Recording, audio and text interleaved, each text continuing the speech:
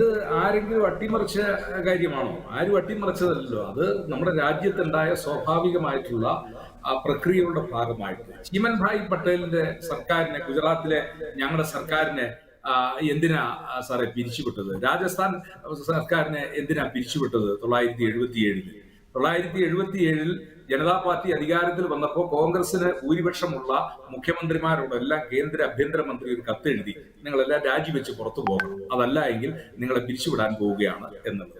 അപ്പോ ഇത് അന്ന് ആ ഗവൺമെന്റിൽ നിങ്ങളും ജനതാ പാർട്ടിയുടെ ഗവൺമെന്റിൽ, അതായത് ജനതാ പാർട്ടി എന്ന് പറയുന്ന പഴയ ജനസംഘവും എല്ലാം കൂടെ ചേർന്നുള്ള പാർട്ടിയാണല്ലോ, അന്ന് നിങ്ങളും ഇത് ചെയ്തിട്ടുണ്ട്. എന്താ നിങ്ങൾ മാത്രം ഞങ്ങൾ ഇത് ചെയ്തിട്ടില്ല എന്ന് പറയുന്നത്? അത് രാഷ്ട്രീയ സാഹചര്യങ്ങൾ വരുമ്പോൾ ഗവൺമെന്റുകളെ പിരിച്ചുവിടാനും ഒക്കെയുള്ള സാധ്യതകളും സാഹചര്യങ്ങളും ഒക്കെ ഇപ്പോഴും നിലനിൽക്കുന്നു. ഞാൻ ചോദിച്ച ചോദ്യത്തിന് അങ്ങ് ഉത്തരം പറഞ്ഞില്ല. എന്റെ ചോദ്യം ത്രിതല പഞ്ചായത്തുകളുടെ തെരഞ്ഞെടുപ്പ്, പാർലമെന്റ് തെരഞ്ഞെടുപ്പ് പോലെ തന്നെ നിയമസഭാ തെരഞ്ഞെടുപ്പ് പോലെ തന്നെ പ്രാധാന്യമുള്ള ഒന്നാണല്ലോ നമ്മുടെ രാജ്യത്ത് പഞ്ചായത്തി രാജ് നഗരപാലിക ബില്ലിന് ശേഷം നടക്കുന്ന ത്രിതല പഞ്ചായത്ത് തെരഞ്ഞെടുപ്പുകൾ. എന്തേ പാർലമെന്റ് ഇതുമായിട്ട് അതിനെ കൂട്ടിച്ചേർക്കാൻ പറ്റത്തില്ലല്ലോ? അങ്ങനെ പറ്റില്ല എന്നുള്ള കാര്യം വളരെ വ്യക്തമാണ്. ഇനി 2034 ഞാൻ വീണ്ടും ചോദിക്കുന്ന ഒരു ചോദ്യം, 2034 അപ്പൊ കേരളത്തിൽ ഇനി 26 തെരഞ്ഞെടുപ്പ് നടക്കുന്നു. 26 കഴിഞ്ഞാൽ പിന്നെ അടുത്ത തെരഞ്ഞെടുപ്പ് നടക്കുന്നത് 31-ലാണ്. 31-ന് ശേഷം പിന്നെ 36-ലാണ് കേരളത്തിൽ തെരഞ്ഞെടുപ്പ് നടക്കേണ്ടത്. അപ്പോൾ അതിനിടയ്ക്ക് 34-ൽ ഈ നിയമം നടപ്പിലാക്കുമെന്ന് പറഞ്ഞു കഴിഞ്ഞാൽ ഈ 5 കൊല്ല, കാരണം ഭരണഘടനാ പ്രകാരം 5 കൊല്ലക്കാലത്തേക്ക് തെരഞ്ഞെടുക്കപ്പെട്ട ഒരു ഗവൺമെന്റ് നിങ്ങൾ 4 കൊല്ലം കഴിയുമ്പോഴത്തേക്കും പരിപാടി അവസാനിപ്പിച്ചോ, അല്ലെങ്കിൽ നിങ്ങൾ 3 കൊല്ലം കഴിയുമ്പോഴേക്കും നിങ്ങൾ പിരിഞ്ഞു പൊക്കോ എന്ന് അങ്ങനെ പറയാനായിട്ട് നമ്മുടെ നാട്ടിൽ കഴിയുമോ? അതിനുള്ള സാഹചര്യം നമ്മുടെ നാട്ടിൽ ഉണ്ടായിട്ടുണ്ട്. അപ്പോൾ ഒരുപാട് സാങ്കേതികമായ പ്രശ്നങ്ങൾ നിലനിൽക്കുന്ന ഒന്ന് ആയതുകൊണ്ട് ഇതിനെ സംബന്ധിച്ച് ഇപ്പോ ഇത് എന്താ പറഞ്ഞേ, മന്ത്രിസഭ അംഗീകരിച്ചു എന്നുള്ളത് കൊണ്ട് അത് നടപ്പിലാക്കാനുള്ള ഭൂരിപക്ഷം ഒന്നും ഇപ്പൊ പാർലമെന്റിലും ഇല്ല, രാജ്യസഭയിലും ഇല്ല എന്ന് ഷാബു പ്രസാദിനും അറിയാം, എന്റെ സ്നേഹിതൻ പ്രശാന്ത് മലപ്പയിലിനും അറിയാം. പിന്നെ എന്തിനു വേണ്ടിയാണ് 2034 നടക്കാൻ പോകുന്ന ഒരു കാര്യത്തെക്കുറിച്ച് 2024 ആയപ്പോഴേക്കും ഇപ്പോഴേ നമ്മൾ ഈ ചർച്ചയും ബഹളവും ഒക്കെ ആയിട്ട് തുടങ്ങുന്നത് ചോദിച്ചു കഴിഞ്ഞാൽ അതൊക്കെ രാഷ്ട്രീയ ഉദ്ദേശമാണ് സാർ. ആ രാഷ്ട്രീയ ഉദ്ദേശമൊക്കെ എല്ലാവർക്കും മനസ്സിലാവും. ഷാബു പ്രസാദ്, ഞങ്ങളൊക്കെ എന്താ രാഷ്ട്രീയം കാണുന്നില്ലാത്തവരാണോ? ഇന്ത്യയിൽ ഹരിയാന തെരഞ്ഞെടുപ്പ് നടന്നതിനൊപ്പം തെരഞ്ഞെടുപ്പ് നടക്കേണ്ട ഒരു സംസ്ഥാനമായിരുന്നല്ലോ മഹാരാഷ്ട്ര. എന്തേ മഹാരാഷ്ട്രയിലെ തെരഞ്ഞെടുപ്പ് ഒരു 3 മാസം കൂടെ പിന്നെ അങ്ങോട്ട് മാറ്റി വെച്ചത്? അതെന്താ ഇതിന്റെ ഒരു കാരണം എന്ന് പറയുന്നത്? എന്താ ഒരു കാര്യം ഇല്ലാത്തതുകൊണ്ടാണോ? നിങ്ങൾക്ക് ജയിക്കാനുള്ള സാഹചര്യം ഒരുക്കണം, നിങ്ങൾ ജയിച്ച കാര്യം അതൊക്കെ തെരഞ്ഞെടുപ്പിൽ നിങ്ങൾ ഭംഗിയായി ആ കാര്യങ്ങളൊക്കെ ചെയ്തു.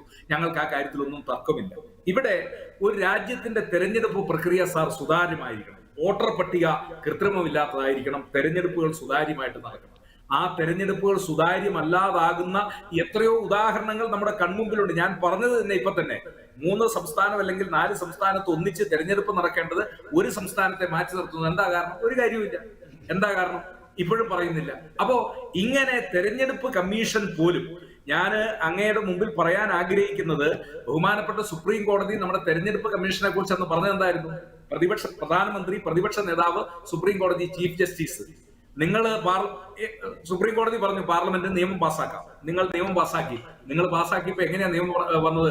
പണ്ടൊരു 6-ാം തമ്പുരാൻ സിനിമയ്ക്കകത്ത് പറഞ്ഞ പോലെ അല്ലേ, ഞാനും സുഭദ്രയും പിന്നെ സുഭദ്രയുടെ ആംഗ്ലയും കൂടെ അടങ്ങുന്ന ട്രസ്റ്റ്, അവരാണല്ലോ തിരുവാഭരണം കയ്യിൽ വെച്ചിരിക്കുന്നത്. ഇപ്പൊ തെരഞ്ഞെടുപ്പ് കമ്മീഷനെ തീരുമാനിക്കുന്ന ആരാ? പ്രധാനമന്ത്രിയും പ്രധാനമന്ത്രി നിശ്ചയിക്കുന്ന ആളും പ്രതിപക്ഷ നേതാവ്. പ്രതിപക്ഷ നേതാവിന് അവിടെ എന്താ റോള്? 3-2 ഭൂരിപക്ഷം വന്നാൽ പിന്നെ പ്രതിപക്ഷ നേതാവിനോട് പറഞ്ഞിട്ട് എന്താ കാര്യം? അപ്പോ നിങ്ങൾക്ക് സൗകര്യത്തിനായി ഈ രാജ്യത്തെ ഭരണഘടനാ സ്ഥാപനങ്ങളെ ഓരോന്നിനെയും നിങ്ങളുടെ നിയന്ത്രണത്തിൽ കൊണ്ടുവരുന്നു.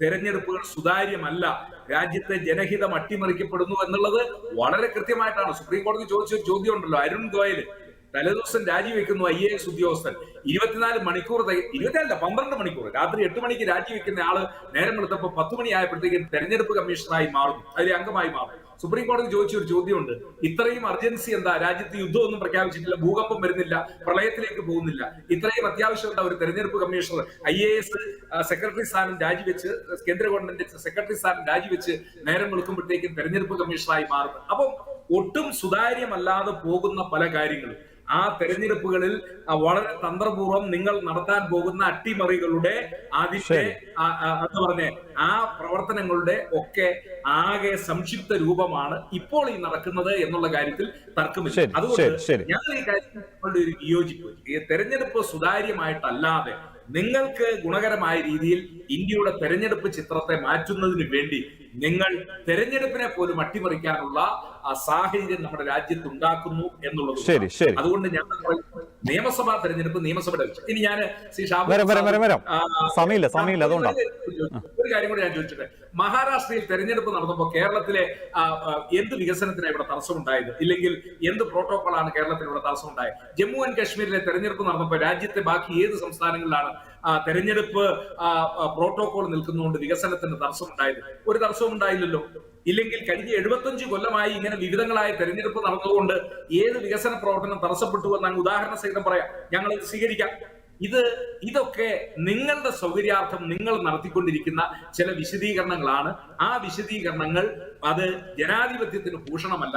ജനാധിപത്യത്തിൽ സുതാര്യമായ തെരഞ്ഞെടുപ്പ് നടക്കണമെങ്കിൽ ആ തെരഞ്ഞെടുപ്പ് ഇപ്പോൾ നടക്കുന്ന രീതിയിൽ തന്നെ നടക്കണം എന്നുള്ളതാണ് കോൺഗ്രസിന്റെയും ഇന്ത്യ മുന്നണിയുടെയും അഭിപ്രായമായിട്ട്